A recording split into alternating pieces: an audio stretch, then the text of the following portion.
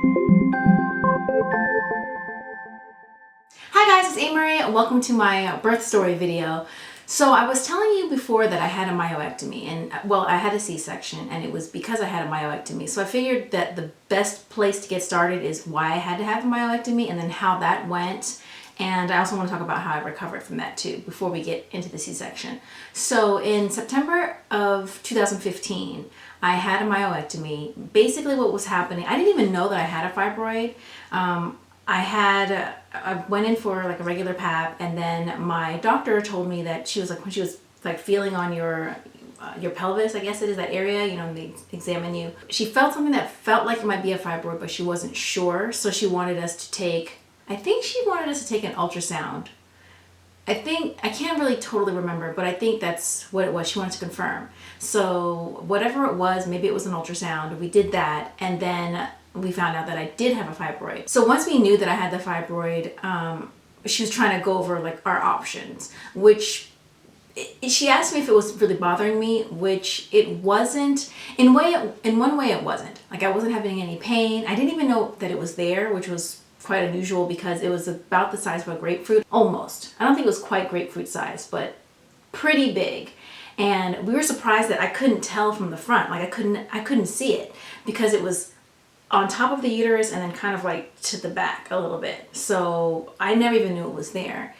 Now, I did say that I did feel back pain a little bit. Sometimes I would feel pressure, which I still don't know if that could be attributed to the fibroid, because I've had chronic back pain since I was in college. Like, every day my back hurts, you know, and some days are worse than others. So I thought that was just kind of one of those things. But I did notice that my period had been getting longer and heavier. I didn't totally notice because that was kind of creeping up on me too. I mean, for like the last 2 years it was doing that, maybe more.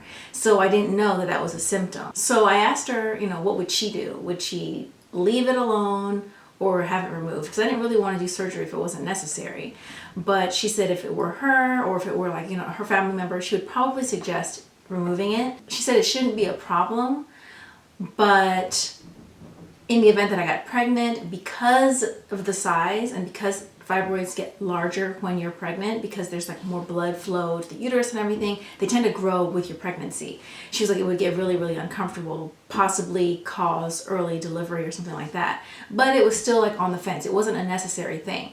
And also, if I did have the fibroid removal, I most likely would have to have a C-section.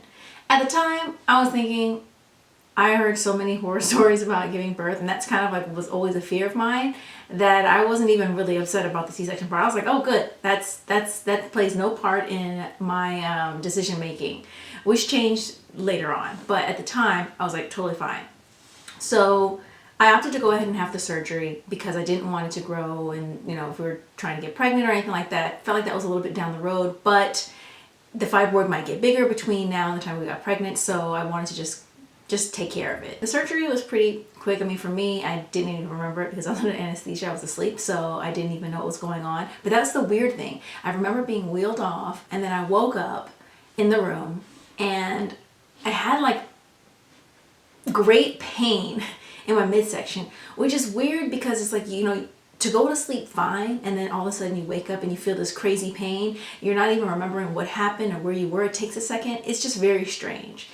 And it was a lot of pain. Now, normally I don't like to take painkillers. I'm one of those people who doesn't like to take medicine if I don't have to. Even if I should take medicine, I opt to not take medicine, or if I do, it's very little. So when I was in the hospital, I didn't take a lot. They gave me, I can't even remember what it was, something like narcotics, you know, the drip thing through the IV. Was it morphine?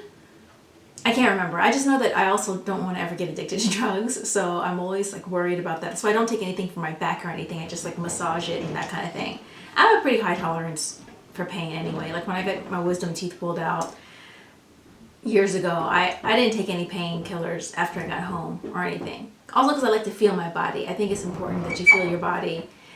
There's a tree scraping. We have to get it cut sometimes, but there's a tree scraping. So if you hear this crazy noise, it's like behind me. Yeah, I can't even describe the pain, but hours later, they want you to walk. So you just have to just get out of bed, and they want you to just at least walk around the corridor. Getting out of bed was so painful. You don't realize how many of your muscles are connected until you have that surgery. I mean, it was just so painful. Like, I cried, and I never cry when I'm in pain, but I cried. It just felt like, I just felt so beaten up. And so I got out, and I had my little the little stand with your IV and your catheter, because you have to have a catheter as well. So I was just walking around, and you don't want to walk, but you really have to walk, because you have to get your system moving, number one. You have to get your bowels moving. That sounds like TMI, but it's true. And I know a lot of you said in the comments of my last video that you are either had a myomectomy or you're going to be, you're scheduled for a myomectomy in the upcoming weeks. So just letting you know, you need to go ahead and walk. You might hurt, but you've got to walk as soon as the nurses or the doctor gives you the okay or suggests, why don't you walk around a little bit? Definitely take them up on it. It'll get better each time you walk. Like if you walk and then you wait a few hours and you walk again, or you wait till the next morning, you want to walk. If I had my surgery early, so they suggested that I walk in that same time during that day. I think it was in the evening, or maybe it was the early evening or late afternoon, sometime around then. You're going to need help to get out of bed. You're probably going to have to like push yourself to the side or roll over to the side, push yourself up. If you do what I did, and push yourself up, and then kind of move your legs to kind of position them to kind of come off. And then my husband was helping me, but still, like, there are certain things that you just kind of have to do yourself, because you can feel what hurts and what doesn't hurt. So then I pushed my legs toward, the edge of the bed, and then let him kind of pick me up, and he helped kind of guide my body. But the steps I was taking were literally like this big. It's just every step hurt. It was like, ow, ow, ow. Great pain. I was crying, but it needed to be done. So you want to move because you want to get your system, your organs moving. They've been kind of moving your organs around a little bit, and then also because you want to get your bowels moving. Two things: you'll have a lot of gas, meaning in your body, air trapped in your body. One, because your bowels aren't really moving. Two, because you've been opened up, from what was explained to me. When you're opened up in surgery like that, of course, your body is exposed to air. So when they stitch you back up, it's not like they're suctioning the air out of your body, right? You're just being stitched up, but you've got now pockets of air in your body that wasn't there before. You're laying down. Later throughout the day, you're going to start feeling that air moving around. I mean, you feel it here. I felt it a lot in here. You start feeling it in your shoulders and in your back. The gas pains oftentimes are worse than the actual pains from the surgery. It was true for the myomectomy, and it was true for my C-section, and I knew what to expect. But I mean, those pains were the things that make it hard to move, and they grow increasingly worse because the air pockets get bigger or something, maybe because the air is gathering while you're out of surgery, or then your bowels aren't moving. All that combined, it just hurts. Sometimes it hurts to just take a breath. You can't even take a deep breath, because then you'll feel like a stitch somewhere, like a cramp. I hope I'm not scaring you too much, but I do want you to be prepared in the event you're having a myectomy, in the event that you have to have a C-section. It's good to just know what to expect. So I walked around, but it really, really hurt a lot. I left the hospital after I think it was 3 days, and I took arnica montana as well before the myomectomy. I think I started taking it either a week beforehand or 2 weeks beforehand. Look online to see what the dosage should be. It's basically one of those homeopathic pellets that you can find in like Whole Foods or any kind of grocery store that sells homeopathic pellets. It's just like a small amount. I didn't take the heavier dose. I think it was the C dosage, not the X. But that's supposed to help with bruising. It's good to take like before dental wisdom teeth pulling, stuff like that. It helps prevent bruising and swelling, and it can, I think, therefore can reduce the pain a little. But it really did help, I guess, with myectomy, and my scar healed very, very well. So I went back home. My scar, by the way, is really, really low. She made the scar with like really, really low within the hairline, so it's below that. So even when I got pregnant, the scar was below where my belly grew. It was, even when I was about to give birth, the belly stopped still above the scar. It's that low. And she went back in for the same incision. So the myomectomy, I go back home. It's hard to just move around. all of the things that they tell you. Don't walk upstairs, don't lift anything heavier than, I don't know, like this. Just don't lift anything up at all. Don't do laundry, don't pick up laundry. Be careful when you're walking, no exercising, obviously. You just have to just be very tender with your body. I remember the bed was very uncomfortable for me. It was too soft because when I would sleep, somehow it just not staying flat was bothering my stomach, so I had to start sleeping on the sofa, which I've heard people do that because it was like a firm surface, and that was just like what I had to do for a good week and a half. So for a good 2 weeks, maybe longer, I was doing the whole like getting up. You cannot just get up like that. It just hurts and you're just so weak. I couldn't anyway. So I had to do the roll to the side, push myself up, move my legs over, then push myself out of bed. That's how I would get up out of bed every morning. Yeah, you just don't realize how connected your body is, like how you can pull this skin here and you will feel it down there. And it's important to remember that because it'll help your scar heal well too. So while I was, in recovery, I made sure I wasn't like laying on my side, because when you lay on your side or propped up on your side, guess what? One part of your skin is stretching a little bit more than the other side. You want your scar to heal flat. I didn't sleep on my side. I slept flat on my back. I didn't just like lean, when I'm reading something, like lean to the side or stay propped up with one elbow, because I wanted that scar to stay. I was either sitting up or was laying back. No twisting and all of that stuff. You want your scar to heal as evenly as possible, as flat as possible. It was a really hard recovery, very difficult. Yeah, and I was told that basically it's like a C-section, except for there was fibroid removal, you just didn't have a baby. Fast forward to the C-section. Now I knew that most likely we would have to have the C-section, but because I'd been doing a lot of research and I found how important natural birth, or a lot of the things that occur during natural birth are for the baby, just like one, expelling all the fluid in their system, them getting good bacteria, which you can do when you do a C-section too. You can just have them do a little bit of swab in your vagina and then put it on the baby and all that stuff like that. But it's just like really healthy, right? And the recovery is better for your body, all of those things. So I was asking, we're like, well, what are the chances that we could have vaginal birth? And she was like, I remember your records and I remember no, but I'll go back and check. So when she went back to check and she let us know, and she was like, absolutely not, definitely not. So much so that if we were insisted on having vaginal birth, she would refer me to another gynecologist or to another OB, because she didn't want to be the one to be doing that. And she was like, and I would refer to someone else, and I would write, did not suggest this, did not suggest vaginal birth, because she said it would be too dangerous. And the reason that is because when I had the fibroid removal, it was one large fibroid. It was sitting like on top of the uterus, a little toward the back. So one, the fact that it's on top made it a dangerous position because, well, I'll explain that in a second. Two, she had to do the incision vertically instead of horizontally. And even though she didn't have to, the fibroid hadn't broken the inner wall, she basically had to cut down almost till when she would have had to go through to so the womb is here. She didn't have to go into the womb. It was like right there. But she said it's so close that it's almost as if I would have had to go into the wall. It's just like really close. You wouldn't want it to any rupturing. So when you have a fibroid on top and then you have a vertical incision, she said the uterus expands like this when you're pregnant. So it's kind of like a balloon.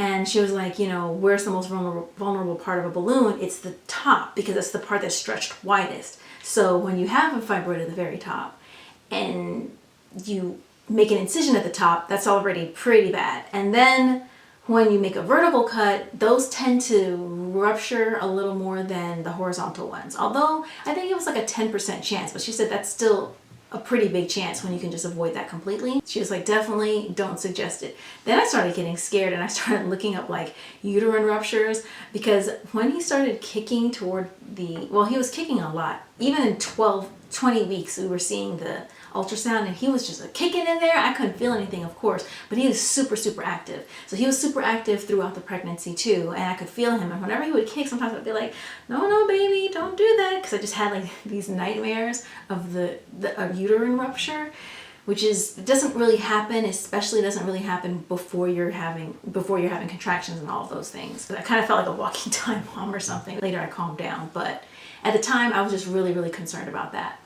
So I let her know, I was like, no, I'm not going to force the issue. You know, if we could do a vaginal birth, that'd be great, but if we can't, let's just do what's safest. And she felt that was the safest thing, because during contractions, that's when you're at risk for the uterus rupturing, because your body could rupture at the seam, the side of the incision. Because if because the myomectomy cut is down there, same place it would be for the C-section, she wanted to go through the same scar, right, the same incision. But the uterus actually would have two different incisions, because the myomectomy had the incision at the top, and when you're doing a C-section, typically you're going to have a very low incision when they're taking the baby out. So I forgot why I told you that. I mean, that's just good to know, but she's just telling me that. She was telling me that because I was asking her, like, what about the incision? So it's in the same place, and are you going to go through the same place with the uterus? That's what I was asking her, if she was going to make the same incision in the actual uterus. And she said no, because you pulled the baby out low. My doctor scheduled me at 39 weeks. I know some people, their C-sections are not scheduled that early. The doctor goes earlier, like 37 or 38 weeks. But most hospitals and most OBGYNs, most doctors, they don't want to schedule your C-section at any time before 1 week earlier. Even if it's like a scary situation where you're like, oh, we gotta make sure I don't go into labor because that could be dangerous. They still don't wanna, is this recording? Okay. I was like, that is a lot of talking. We're not recording. Okay, so they don't want to schedule you too early because, you know, when you're pregnant, it's just an estimation of how far along you are. So you could be, 37 weeks. And really what you actually are from the time of conception is 36 weeks, 35 and a half weeks. So everything's just like a guesstimation, and don't want to take the baby out too early, because although a baby is full term at 37 weeks, the lungs keep developing. Your baby is still cooking, and every baby is different. So if your baby's in there, it's probably a good reason why your baby has not come out yet. Although I've had a couple of friends who've had to be induced because their baby just was not really wanting to come out yet. I'm trying to think of what would be different from the myomectomy. So we took a course at the hospital, and they were basically going to just give you like a tour, like walk you through what happens during a C-section, and then give a little tour of where we would be recovering and all that kind of stuff. That was really good to take because I was getting apprehensive. So the day of the surgery was scheduled for 7, and we had to be there at 5. And at 5 o'clock, no, not 5 o'clock, 7 o'clock sharp, pretty much things started rolling right away. Actually, I think even a little before that, around 6:45, the prepping began. And that was just going into this one little room and just having my vitals taken and all these other things like that. That was the last time I was going to see everyone before my husband and I made our way to where the operating room would be. So we leave that room, and then we go to another room, but he can't come with me in that second room. So the first room, we were there for about 30 minutes doing vitals, talking to the nurse, and then we went to the second location. The second location was where was actually the operating room, and that's where I was going to get it wasn't an epidural, it was the spinal, I don't know why I'm forgetting this. It's traumatic. Not really, kind of though. I'll get to that part though. Let me get this straight. When you're doing your C-section, they sit you up and they're gonna inject you basically. I'm trying to remember which kind of pain medication I had, because I'm sensitive to a medicine. I think it was Advil that I was sensitive to, something in Advil. Once I broke out in hives, and it wasn't like horrible, but it just was an indicator. So whatever's in Advil, I think it's Advil. Basically, yeah, I can't have anything in that family. So that kind of changed things. Now, when you're doing the C-section, you can have something that stays inside of you, and they're feeding medicine to you while you're in the surgery. Another one is more of like an injection, and that's it. I can't remember which one I had. The reason why I can't remember is because we were going to go for one, then we switched to the other one, and that made me forget like which one was which. I kind of got confused. But I did have the thing where they pinch you in the spine, and it's like I was talking a lot because I was really nervous. But basically I was sitting here with my doctor and with the anesthesiologist and the nurse, and they were like, okay, we're ready for the pinch. Someone's standing behind you, and they're asking you like hunch over, like they gave me a pillow to like hold so I could I don't know, the whole process was making me nervous. I guess if they're just like, all right, here we go, just stay there, boom, boom, boom, we'll do it. That's one thing. But when it starts to become, all right, now breathe slowly. Now here's a pillow. Now just hold it. Hunch your back more. Make a C. Hunch your back more. I mean, the longer it was taking and the more direction I was getting to hunch my back more and sticking my back out, the more vulnerable I was feeling, because you know your back is all bare and open, so you're hunching it out. You just feel like you're gonna just automatically go like that, which they're like, don't move, don't move. So I started getting a little nervous. So they injected it with the whatever it was, and that was the thing that was going to start numbing me. Then I was, laid down, and they came in with,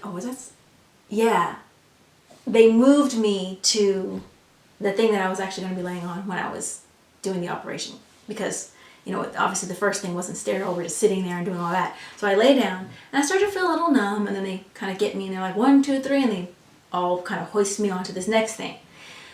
All right, so at this point I'm by myself though this whole time, because I was able to see my whole family when we were in that first room getting the vitals and everything for 30 minutes. But when we went to the OR and I was about to get the pain medicine and get the anesthesia, no one can come with you at that point. So that's when your husband or your partner, your parent, whoever's with you, your support system, they can't come in. So I was thinking it was gonna be like 20 minutes, but I was kind of a little not worried, but a little like disappointed, because I felt like I would really need support at that time, because that's when you're in the operating room. You're seeing the place. It looks like an operating room. It didn't look as scary as I thought. Like I was imagining it to be all like dark with the spotlight in the middle with the silver lights on top shining down. It didn't look like that, but all this stuff is going to happen and you want support, and that's the time that you can't have that. And I felt like they really should let someone come in there with you, even if they're just standing there or just holding your hand. The nurse was great, but I would rather have held my husband's hand at that point. And I talked to a couple of people who've had C-sections, and they said the same thing. They were like, that's when they really needed it the most. Anyway, you'll get through it just fine. It'll be all right. But you will probably wish that you could have that person with you in the room. So I'm laying there, and then they're just prepping, and they're doing all this stuff. I've got the hat on and all that stuff, and then the blue drape goes up. I'm laying down. Now, we're waiting for me to get numb. The bed or the thing that you're laying on, if it's like how my operation went down, which I'm guessing is the same, right? It tilts a little bit, so you're inverted. So my head is slightly below my feet, because I'm like tilted. So then I start to get a little lightheaded. I start to get a little hot, even though the operating room is quite cool. And everyone's just standing around. I can't see the people right there on the other side of the drape, but I have the anesthesiologist and someone else, like the other doctor came in, the head anesthesiologist, and then the attending anesthesiologist. They're there, and they're doing the test now. Can you feel this? Can you feel that? Can you feel this? And I was like, not really, but I'm like, I'm feeling really hot. I didn't say anything, but I was just like thinking that I'm feeling hot, and I'm starting to feel woozy, and he's asking me if I can feel this thing. Can I feel it? I don't know. Girl, you better figure out if you can feel this thing. What if you said that you can't feel it, but then later you start to feel it and you can't tell them, and they start the operation, you're going to feel it. And I was like, all this stuff happening like really, really fast. So then they're asking, but he's asking, and he says, do you feel this? Do you feel this? And I could have sworn that it was 2 people asking me then. So it was like, can you feel this? Can you feel this? Can you feel that? Can you feel that? Can you feel that? And I'm like, yes, no, yes, a little bit, yes. And then he goes on the other side of the drape and is like, now tell me if you can feel it on this side. So I know that answer is really important, which gave me a lot of pressure, and I was starting to get a little panicky. I don't know if you guys have ever checked out my OCD video. I think I talked about this too with anxiety. Okay, I don't know if I mentioned it in that video, but I deal with OCD and I also deal with anxiety, right? So many people do, so I want to be like, oh, it's like, a mental illness and all this stuff like that. I just leave it up for people to just classify it however they want to classify it. But I do deal with that situation. The last several years, I felt it kind of increase, that anxiety. I did not notice it at all before. Although the OCD I noticed when I was a kid, we just didn't know what it was. And it is in the family of like anxiety, depression, and all that stuff. Anyway, I noticed in the last several years that the anxiety part increased, and then I would start to almost have like these panic attacks, which I never experienced before, and I experienced them more often. And it's like the spiraling thoughts that can come with OCD can sometimes cause these panicking attacks. And I feel like I've pinpointed that they tend to happen when I feel out of control. So once I was on an airplane and yeah, I kind of jumped up and almost jumped off the plane. I jumped out of my seat and I was walking for the door, but I realized that would be ridiculous. I mean, if I think about us being on this planet and how we're traveling so many thousands of miles per second on this planet, we're hurtling through space, okay? We're hurtling through space really, really quickly. If I start to think about that too much, that will induce a panic attack, and I'll feel like I can't escape the planet, escape this force. So it's like this spiraling thing. You gotta really walk yourself off, walk yourself back. And that's the way I have to rationalize these kind of things, because I know they're irrational when they happen. Anyway, so I'm laying there and I'm feeling all of this happening. He's asking me, do you feel this, do you feel this, do you feel that? And while he's asking me, I'm feeling lightheaded because I'm inverted, and I'm becoming more afraid because I don't want to say the wrong thing, because I don't want to be one of those people who feel the surgery and it's my fault because I didn't give the right answer. Now my legs are starting to feel numb. Like I was feeling the anesthesia, it was taking over, but at around that point, that's when I couldn't feel anything. But I could feel that I couldn't feel anything, if you know what I mean. I could feel that everything was just numb, and they numb you. I think that's why they invert you, but they numb you from the breast down. So I could feel that I couldn't feel anything. The minute all that, to me, commotion was happening, and I could not feel my feet, then I felt this loss of control. I felt like I was on a thing that couldn't stop. And I couldn't stop to say I can feel things and I can't feel things, or if I'm going to feel this surgery and I can't walk. I wanted to jump off of the table, okay? I wanted to leap off of the table and run out of the room. But I couldn't, because I couldn't feel my legs, which then just compounded the whole feeling of feeling as if I were not in control. So I was like, you're like this. You're not strapped down. Your arms are not strapped. They're just to the side. I like that they're not strapped down because it makes you feel like you can control if you have to move, as long as they don't want you doing all this on the other side of the curtain. And I was like, I'm sorry. I probably should have let you know that I deal with panic attacks. And I think what is happening now, my doctor, I could just hear her from the other side. She was like, okay, we're going to just slow things down. And I was like, okay. So I just started breathing, and the anesthesiologist took a couple steps back, and they weren't asking me because they were literally like, can you feel this? Can you feel this? That's what it felt like. I'm sure they weren't like this, but it felt like that. And I just had to take deep breaths, and I had to take those deep breaths the entire rest of the way. So after a minute or two, we were able to resume the surgery. She hadn't started cutting it. I think they were just prepping. Obviously, she hadn't started cutting it because they were still asking me, can you feel this?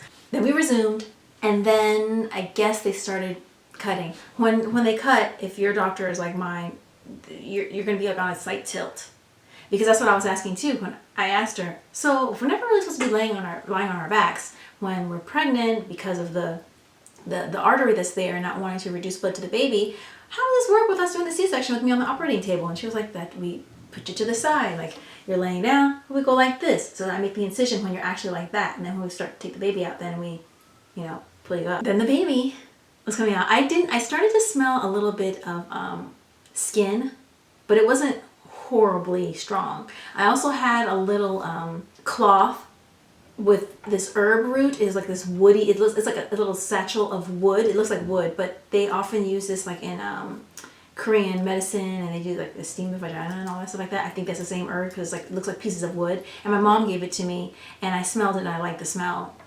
And so I was like, okay, this is what I'll smell during the surgery because it makes me think of my mom and it's healthy. So if you're having a C-section, it's probably a good idea to make sure you bring a little satchel of lavender or something that smells good, something that isn't too strong and won't be overbearing because it'll be so close to your face. It's not like you can have a table to put it over there. You're gonna want to hold it, or have your husband or your partner holding it near your face so you can smell it. You'll probably want that because you will smell a bit of the skin.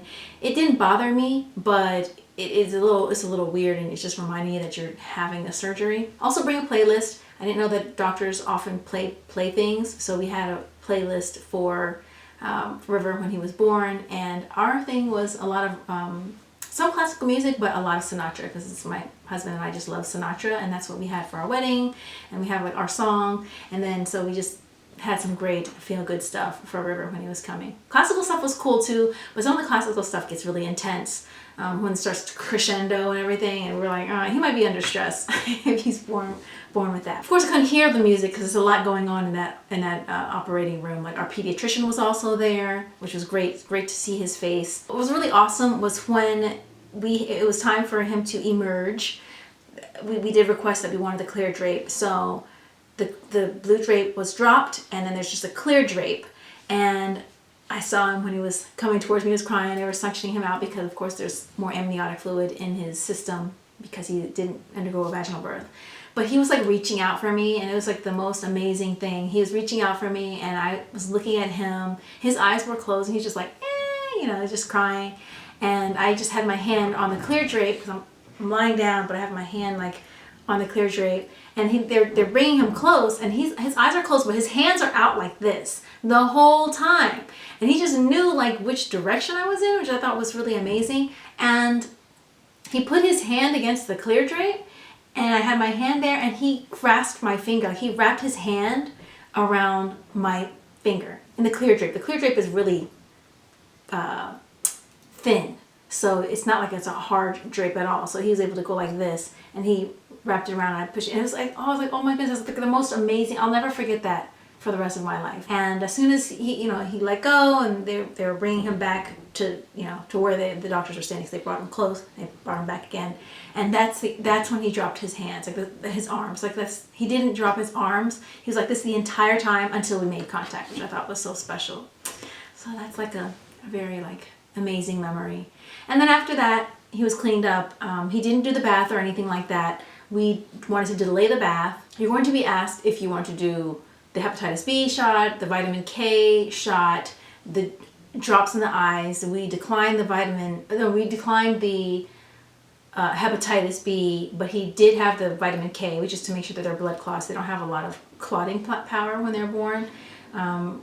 So we did the vitamin K, and then we declined the eye ointment drops. It's to make sure they don't get an infection, but a lot of times babies don't get that, so you can ask your pediatrician about what's really necessary. The reason why we didn't want to do the eye bacteria stuff, antibiotic, is because we really just wanted to avoid giving him anything that he didn't really need. And also, if you just research yourself, a lot of times more holistic doctors will say that blurring of the eyes prevents a lot of the bonding. It's kind of like why you want skin to skin as soon as possible, or breastfeeding as soon as possible. The baby's instincts kick in. The baby can smell you. The baby should be able to see you. They can't see very clearly anyway, but it's good for their vision to not be blurred. But these are personal decisions. You are in control of those things, so just do your research to decide what you want to do. We wanted to delay the bath because they're covered with the vernix, I believe it is, and it's the coating that they're born with, that they had when they were inside, and that kind of protects them from infections and germs and things like that. So a lot of hospitals do delay now anyway. They used to kind of wash the baby right away. Now they tend to delay until 4 to 6, 8 hours. Some will delay for 12 hours. Any longer than that, you probably have to ask. We actually just said that we would wash him when we got home. At first we were thinking 24 hours, but then we were just like, we'll do it when we get home.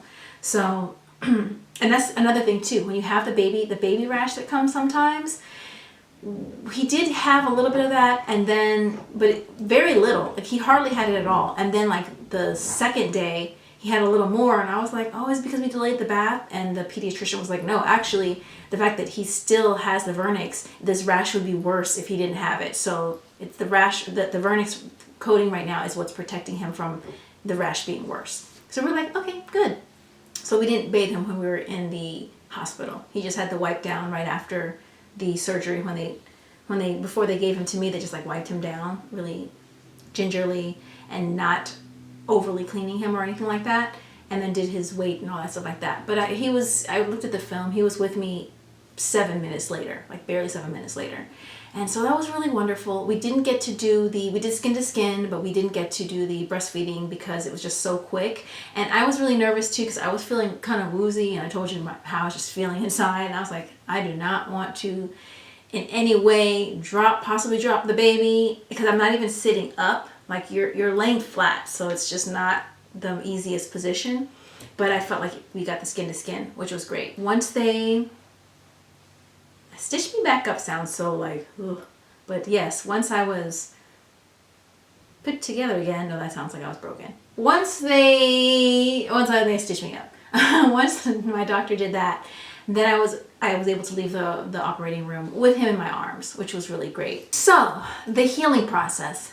This time around, the healing process was way easier than the myomectomy.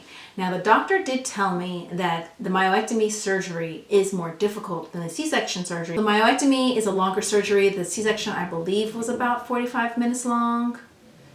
That sounds about right. She just said it was easier for the doctor. And for me, my recovery was just so much better. I don't know who still does this. I think maybe some doctors do, but a lot of people think that when you do a C-section, or even when I did the myectomy, that they cut your abs. They don't really do that anymore. I think my doctor said that's kind of like an older way, but I feel like some people still do that. So I don't know what instances the doctor would do that, but it's good to ask just so you know. She just kind of like parted the abdominal muscles and then reached through like that. But I think a long time ago they used to cut, and they don't cut anymore. At least my doctor doesn't. So that makes the healing process a lot better too, even with the myomectomy. I don't know if it's because I knew what to expect mentally, or if my body knew what to expect because it kind of done it before, kind of like a muscle memory thing. But even when I was in the hospital, I felt pretty good. In fact, I could actually even like sit up by myself without doing the whole push from the side thing. I didn't do that because it's not good for you to use your ab muscles like that. But I could.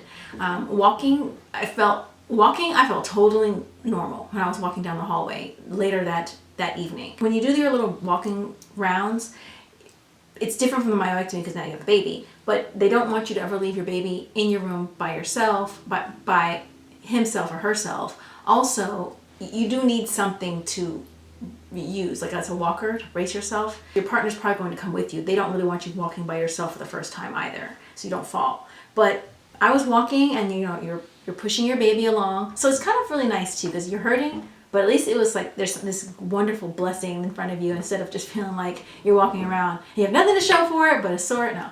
And it was really cool because you see other moms walking around too, and you're all like in the same pain, like, hey,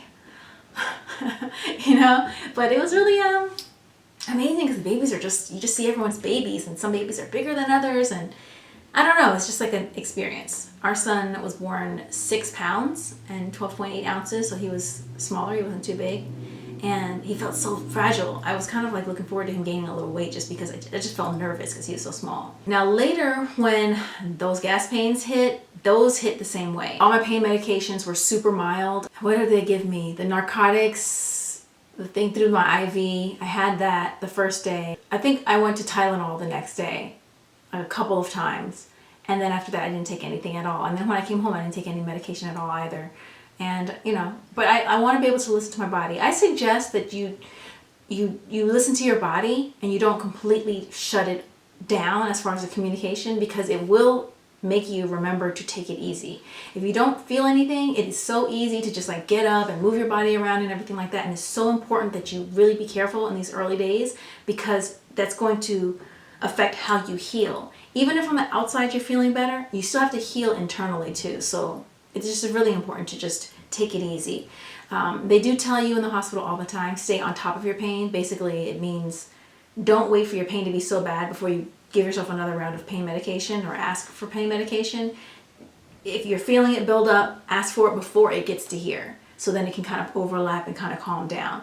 I did that, but I also really wanted to see if I really needed the medication before just taking it. I'm just one of those people who just don't like to do a whole lot of medicines and stuff like that. Again, your choice, your decision, just something to think about. You're in total control of the medications that you are given and the frequency with which you take them. And do not get up like this. Like get up just folding yourself up, even if you can, because you don't want to create the abdominal separation that can happen during the healing process. You might already have it during pregnancy anyway, but while you're healing, it can kind of get worse. Or become separated. Abdominal diastasis, I think it is. Yeah, so my healing process was pretty good. When I came home, I felt normal, and you are gonna bleed a little bit, so they'll give you diapers and stuff for the baby, but they'll give you like all that net underwear and the big pads and all that stuff like that. You'll need them. I didn't really bleed a lot. I was feeling pretty good. I was being silly though, because I felt like I was feeling pretty good. This is what I'm talking about. And I was rushing up the stairs for something, and I kind of took them two at a time. They're not even a long flight of stairs. It was so quick. But after not bleeding for like 2 days, then I bled a little bit after that. So that's what I mean about feeling like you're feeling fine, and you need to heal inside still. So take it easy. I think I covered everything. I know some of you asked about you're having a C-section and the myomectomy. You don't have to have a C-section after you have a myomectomy, after you have a fibroid removal. It depends on how many fibroids you had, where your doctor did the incisions, what kind of incisions you had, as far as like how deep they were, vertical or horizontal. All of those things make a huge difference. Also, tip, my doctor gave, my stitches were dissolvable stitches, or are dissolvable stitches. They're pretty much almost gone now. And then she put a piece of tape, like little brown tape, over it. I kept that. You have to be careful. That's what they say. Don't like put soap on it when you come home. I did a Korean postpartum thingy, so that's, you're not supposed to shower at all, but I still showered, like just not that much. So that made the tape last a long time. We'll talk about the Korean postpartum thing too, because some people asked me on Instagram to go ahead and do a video about that, so I will do a video on how that went down. Basically stayed in for 40 days, but we'll talk about that later. So my tape was still pretty much intact, and that actually helped a lot, because when I was breastfeeding him, like and holding him, now the tape is gone, it was not hurting at all. It felt it keeps that skin together. It makes your scar heal well. So if you can, don't take a shower every day, if that bothers you, but try to every other day. If you can do every 2 days, every 3 days, you don't want water hitting that tape and that scar, that surgical site. Okay, it's not gonna you're not gonna be that dirty if you wait, but you will prevent it from getting that tape from getting soggy, and from your skin from getting soggy, and your skin from getting wet and then drying and all that stuff around those stitches. If you can wait days between your showers, try to do that, because that tape will stay on. Your stitches, the scar, you want, as my doctor says, you want that scar to heal pretty. And it can. It can heal flat and it can heal pretty, but it has everything to do with how you treat it when you get home. So try to take as few showers as possible. Leave that tape area alone when you're soaping yourself. Soap everywhere. Let the soap run down that area. Soap below that area, sure, that area. But don't rub soap over that area as tape anyway. Just when you're washing yourself here, just let it run down. Also, if you're breastfeeding, I've seen quite a few times the suggestion that you not soap your nipples or not soap your breasts. So you can do soap here, let it run down, but try not to get a bunch of soap and put it there for your scent. I've seen that a few times, and some of my friends swear by that, so I also followed that as well. But that tape did prevent pulling. And even, I didn't realize it until after she took off the tape at my 6-week checkup, and then I was feeding him later. I was like, ooh, I do feel that a little bit more, even though that area is healed technically on the outside. That tape was actually what was keeping it from hurting for the 6 weeks. I'm sure I could look for more tape and put some on there, but now is the time when you want to start just gently rubbing over the scar, gently rolling that scar so it can start healing flat and it's not all tight. Later you can start doing deeper massages to prevent adhesions that come. They don't tell you this a lot of times. Like, she told me about the scar and rolling over that, but it wasn't until I started doing my own research that I saw like how you have to do deep, intense massage of your belly to prevent the scar adhesions that can, like the scarring that can attach to your bladder or to this organ and all this stuff that can cause problems years down the line and pain years down the line. So there's stuff on YouTube where it'll tell you like how to heal after myomectomy and C-section and post-surgery massage, and how you go in there and you really pull things this way and that way to make sure that you don't get that. So definitely be on top of that a couple of times a day. But for now, we're just in the area. It's too early for me to do that kind of intense massage while the scar is still healing. So yes, when she gives you that tape, few showers as possible. Leave that tape on there. Don't mess with that tape. When the doctor removes the tape, if they remove it before 6 weeks, ask if they can put the tape back on or put another piece of tape back on, because that does make a big difference in that scar healing flat. What's another tip? Don't pick up anything heavier than the baby. That's what they always say. Not trying to do too much. Don't try to exercise and everything. She gave me the okay to exercise at the 6-week mark when I saw her. And yeah, I think that's it. If there's anything else, I have my little side notes. I'm sure like the next video, whether it has anything to do with this topic or not, I'll just like mention it. I am going to do the Korean postpartum video where I let you know how that went, which is like a stay-in. There's certain rules you follow, and you just don't go outside for a really long time. And my mom was here, and we did the whole thing. So I'll tell, if you have questions relating to the pregnancy and all that stuff too, you can leave them below here and I'll answer them in that video. What else? I think that's really it. There's so many topics related to pregnancy, like breastfeeding tips and all that stuff like that. I won't go into too much stuff, but I will say this. Ladies, if you're going in for the C-section, don't worry about the whole breastfeeding thing if you can't get to the baby right away. But what I will say to all of the new moms, laid back feeding, aka biological feeding. That's something that's really important. I happened upon that by accident because he was great with latching, and the doggone pacifier introduced in the hospital. Then he kind of like lost his way a little bit, and then I was tired one day, and then I was feeding him, and it was kind of like reclined, and he knew just what to do. He went right. I was holding him. He was kind of like laying this way, and lying this way, and then he just knew what to do. He knew exactly what to do. I didn't have to do anything. So if you're having any issues, or even if you're not, the laid back method, just Google that. That will be your best friend. It's like this magical discovery. So don't worry too much if you're in the hospital when they're trying to get you to latch and doing all that stuff. That to me was very complicated. It was complicated, and my mom didn't like the way it's like pulling at the breast, because she's like, that's just doesn't seem like it's good for your breast, like to be pulling at your body like that. And I was like, yeah, it doesn't seem very natural at all. The laid back method is so easy, and you're already in the hospital bed. So when you're in the hospital, try that right after, whenever you're ready to feed the baby, after you're recovering or while you're recovering. Just go for that, because they're going to try to give you this other way and squeezing your breasts, and maybe that can work. I found that to just be really complicated. The baby knows what to do when you have the baby on your chest and you are reclined. He or she will climb there and will just latch on, most likely. I'm going to stop now because my little window between when he's feeding is so small.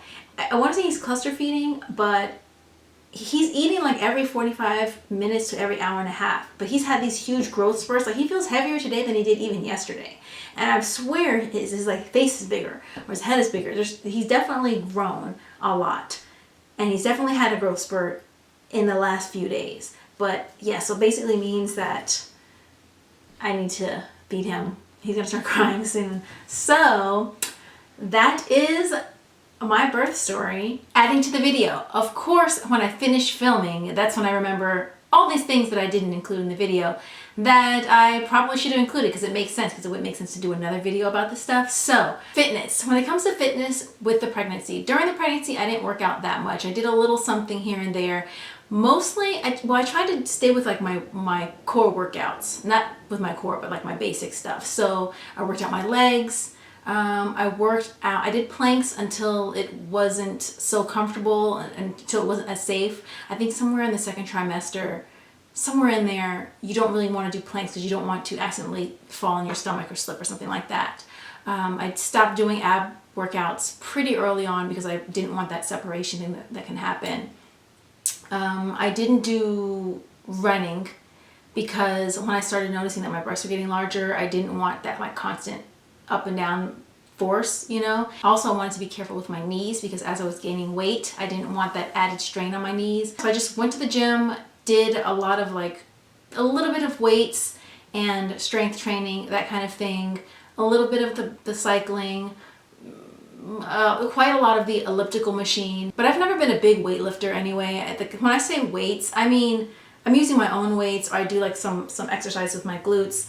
I'm holding like a 7.5 pound weight, or when I use like the dumbbell, like I do these like stretching kind of like similar to dancing exercises, like ballet dancing exercises, that kind of thing. It's like a 10-pound kettlebell. I do lunges and I do some squats with like the 40-pound, is it a barbell?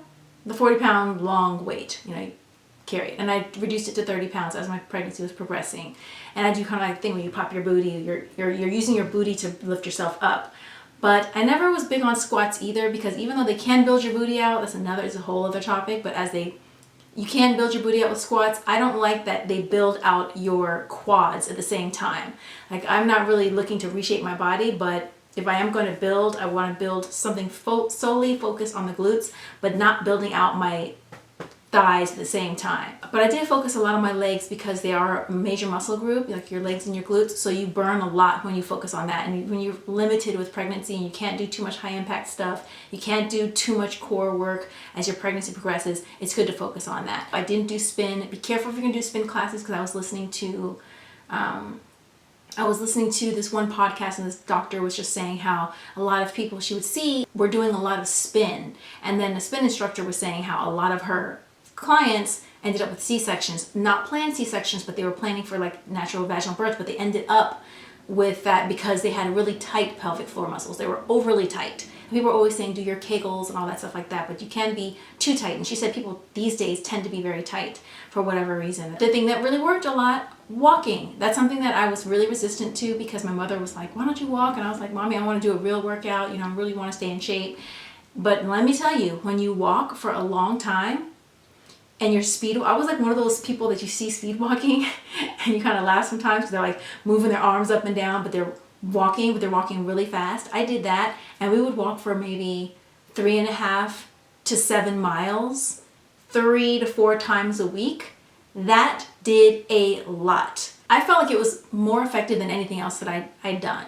And when you add on the weights and everything like that, that's great. But when you do that for your cardio, you are burning and you're also gaining weight. So your legs, your body is moving a lot more weight than it's used to. So it's almost like carrying around this weight with you while you're working out. It's actually something that I'm going to incorporate in my exercising now, because I just realized how powerful that exercise was. Speaking of weight, my weight before pregnancy was either 120 or 121, but I usually tend to fluctuate between 119 to 121. That's where I've been lately in the last several years. 119 to 121. I gained the typical amount of weight in the typical amount of time. I, at the end of the day, weighed 148 or 148.5 pounds, 148 or 148.5 pounds, like 5 days before giving birth, because I had my last checkup about 5 days beforehand.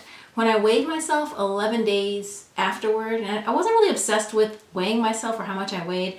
I'm sure it's because I didn't gain that much weight. I mean, for the most part, I was all belly, but I was holding in a lot of fluid. I knew that because I could tell by my rings. I could tell by the way my legs would look 30 minutes out of the bed, like they would get swollen. Like if you didn't know me, you probably wouldn't know just how swollen I was, but I could tell. My sister could tell. So I was 148 when at the height of my weight right before giving birth, and then 11 days after that, I lost 20 pounds in those 11 days. Most of it was fluid and the baby. Now I'm 6 weeks out and I'm 126. So about 5 more pounds than I weighed pre-pregnancy.